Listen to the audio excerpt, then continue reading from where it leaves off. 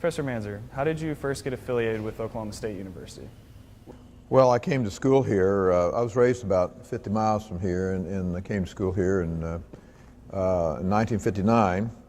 And then school a couple of years, dropped out of school by choice, went back to Washington, D.C., and then came back, and then stayed here to 63, and then left for a couple of years. And anyway, came back. I have all 3 degrees, here's what I'm trying to say.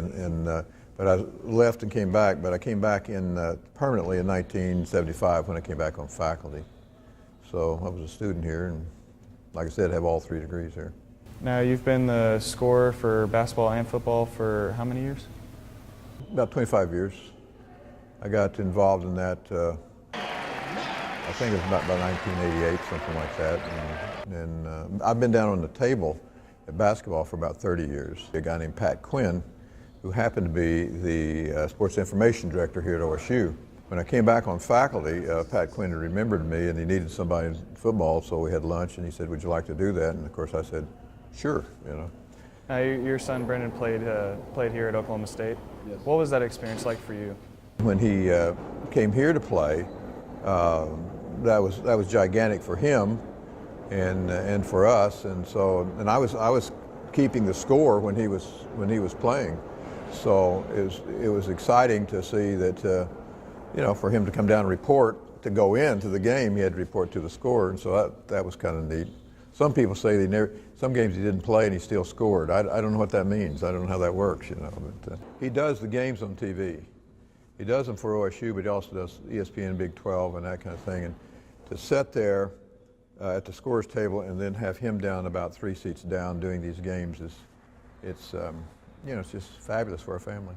In your time here, not necessarily as a scorer, it could be as a student, professor, what was your greatest memory in Gallagher-Iba Arena? One of the greatest events that ever occurred when we was here had the Big 12 or Big 8 wrestling tournament here. And Iowa State was leading, and it was the finals night, and about 190 pounds, a guy named Daryl Monesmith was wrestling this NCAA champion from Iowa State. And if for some unknown reason Monesmith won, we won the championship. Well, he was a big underdog, and he beat him.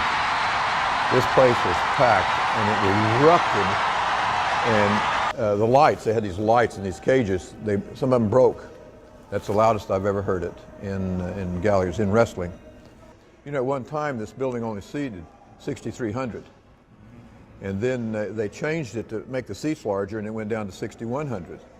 And so now it seats 13,000 plus, and so it was really cozy type of atmosphere, and so that's why it was so loud and those kind of things. Right now, if the students are here and they're with it, it's really loud, but it was louder in those days, I believe. Well, I really appreciate you sitting down with me, Professor. You're welcome.